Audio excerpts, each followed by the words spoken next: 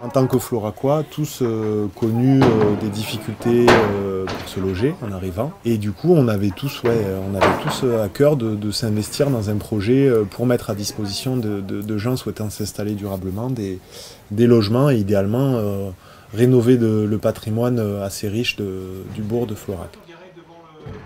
Il y a plein d'immeubles inhabités, abandonnés. Il y a des grosses problématiques à Florac, mais en fait, dans la plupart des campagnes, les centres-bourgs, ils sont désertés.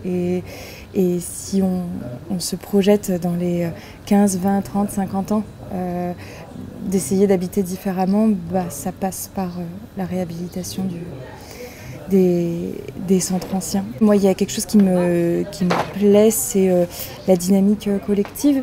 C'est le fait de réfléchir ensemble, bien sûr de faire les chantiers ensemble et de pouvoir se sentir utile. Là, en ce moment, on est 7 du collectif à être sur le chantier. Il y en a 3 autres qui n'étaient pas disponibles en ce moment pour y participer. Il y a aussi des bénévoles qui sont là. J'ai l'impression qu'on est des profils très différents.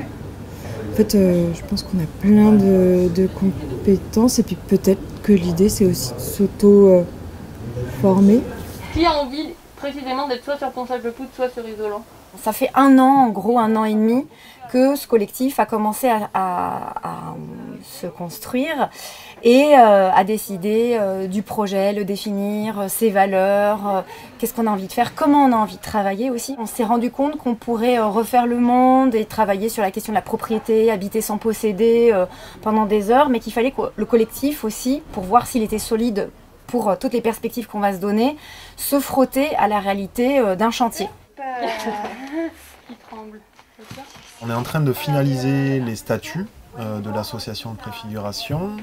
On a commencé plusieurs phases de travaux, notamment de travaux participatifs. Pour l'instant, on vient de terminer on est en train de terminer la phase de gros œuvres. Et on attaquera, on espère à l'issue de la semaine, on aura bien avancé le gros œuvre et on pourra s'orienter vers la seconde phase. Là, en ce moment, on ponce des poutres. C'était des anciennes poutres qui ont été renforcées par endroits, des poutres très noires. On a fait du chaud-chanvre banché qui permet de faire de la correction thermique et de l'isolation sur les murs en pierre qui donnent sur l'extérieur.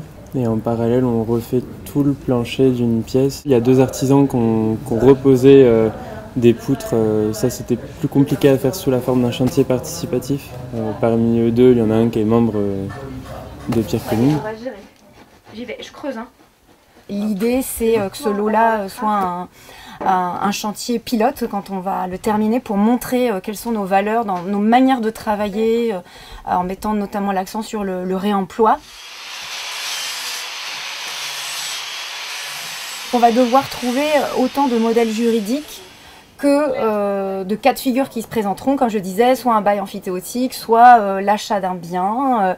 Voilà, et on est sur des donations éventuelles. Voilà, exactement. Alors un bail amphithéotique, c'est un bail qui peut aller jusqu'à 99 ans. Ça nous soustrait de l'obligation de devoir trouver des financements pour acquérir un bien. Il est mis à notre disposition et ce qui nous permet, nous, par contre, de tout de suite employer notre énergie et notre temps à le rénover et après nous-mêmes pouvoir le louer, par contre.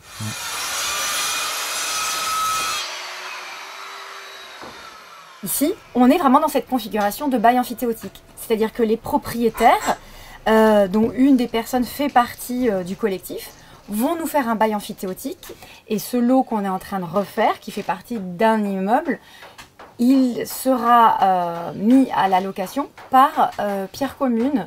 Et donc les loyers qui rentreront du fait de la location de ce lot nous permettra d'avoir des fonds pour développer d'autres rénovations dans Florac de logements.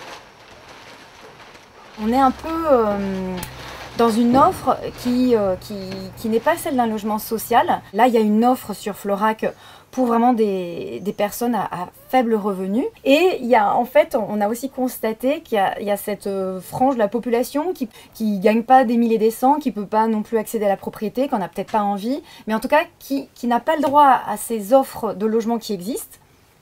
Et en dehors de ces offres, il n'y a pas grand-chose. Ouais, c'est le dernier. Enfin, je ferai les deux du coup. Et donc tout ce collectif-là arrive un peu en ce moment à cette limite où il va falloir, réussir, là on est en train de monter des dossiers de subvention, à s'agrandir pour consolider cette structure. Voilà. Les engagements de chacun, la capacité à donner du temps pour le projet, elle est aussi hyper aléatoire selon les personnes, selon les temporalités de l'année. Donc on doit jongler avec tout ça et c'est pour ça qu'on envisageait aussi de faire recours à de la prestation à la fois externe auprès de prestataires pour les levées de fonds ou la communication et à la fois interne. C'est vrai qu'il nous manque certaines compétences, notamment on doit faire appel à une avocate pour avoir vraiment une assise juridique solide. Une des valeurs qui nous unissait tous dès le début du collectif et dès les prémices de ces réflexions-là, c'était le fait de proposer des logements de qualité en termes de matériaux, qualité environnementale, de qualité en termes de confort et de bien-être. Mais aussi que ça reste non lucratif. L'idée étant de rentrer idéalement dans nos frais pour que les comptes restent à l'équilibre, mais l'idée c'est pas de générer du bénéfice par rapport à la location qu'on fera des logements rénovés.